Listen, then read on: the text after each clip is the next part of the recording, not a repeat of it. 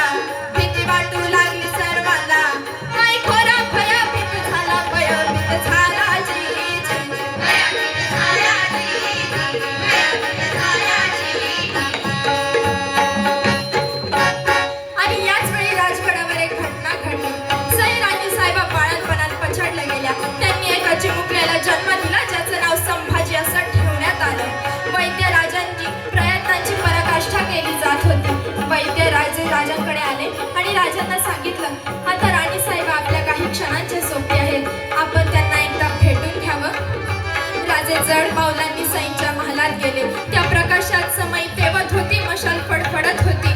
राजाच्या कानातले कुंडल चमकले आणि राजांनी सई राणी साहेबांना हाक मारली. सई सई राणी साहेबांनी राजांकडे पाहिलं. राजांचा सईच्या शरीराला स्पर्श झाला आणि सई राणी साहेबांनी राजांकडनं एक वचन मागितलं. आम्हाला वचन द्या की शंभू राजांच्या केसालाही धक्का लागणार नाही. आणि राजे राणी साहेबांना म्हणाले, राणी साहेबा आम्ही तुम्हाला वचन देतो की शंभू राजांना तीळ मात्रही दुखावलं जाणार नाही, तीळ मात्रही दुखावलं जाणार नाही. राणी साहेबांनी त्या धाराईच्या मातीवर खेळणाऱ्या शंभू राजांना डोळे भरून पाहिलं. आपले डोळे बंद केले आणि मान टाकली.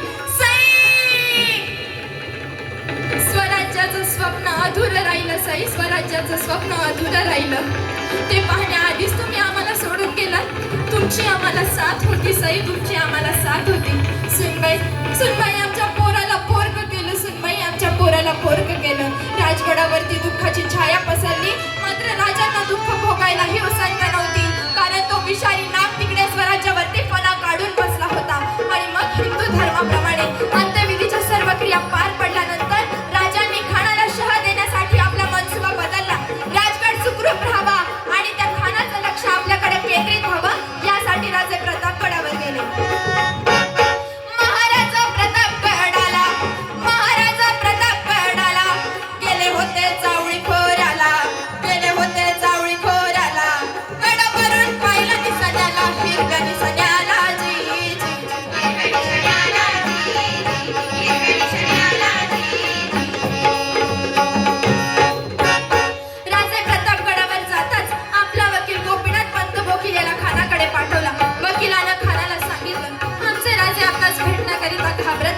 आपण स्वतः त्यांना प्रतापगडाच्या पायथ्याशी येऊन भेटावे.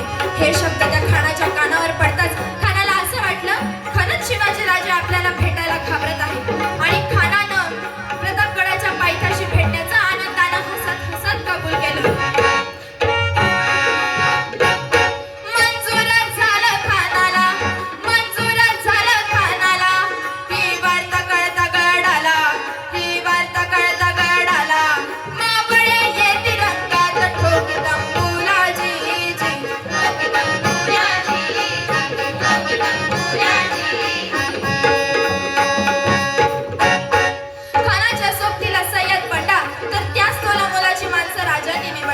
राजांच्या सोबतीला संभाजी गावजी कोंडाळकर नंजीबा महला निवडला.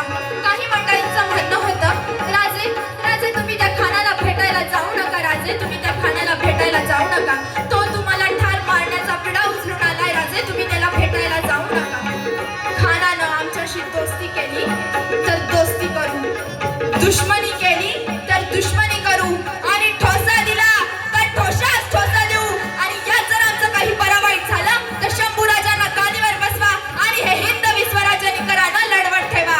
राजांनी प्रतापगड पायथ्याशी भेटण्यासाठी हीच जागा का निवडली? कारण राजांना त्या ठिकाणी एक दृश्य दिसलं होतं. कुत्र्यांना वाघाला नांग होतं, हत्ती आणि सिंहाची तिथं झुंज झाली होती आणि गडावरून खाली काय चाललंय अशी दिसेल ती जागा होती. राजांना भेटीच्या दिवशी दृष्टांत घडला. उठा उठा राजे उठा, त्या खानाच्या पापाचा घडा भरलाय, तो आता तुमच्या हातून मारल्या जाणार. राजे उठा, आम्ही तुमच्या तलवारीत प्रवेश करत आहोत आणि हिचंच नाव भवानी असं ठेवा. जगदंब जगदंब जगदंब. कान्होजी काका जगदंबेनं आम्हाला साक्षात्कार दिला. कान्होजी काका जगदंबेनं आम्हाला साक्षात्कार दिला. राजे भेटीच्या दिवशी सकाळी उठले आणि आपली दाढी कमी केली. का? कारण खानानं जर ती पकडली तर त्याच्या हाती ती येऊ नये म्हणून. आणि राजांनी आता पोशाखाला सुरुवात केली.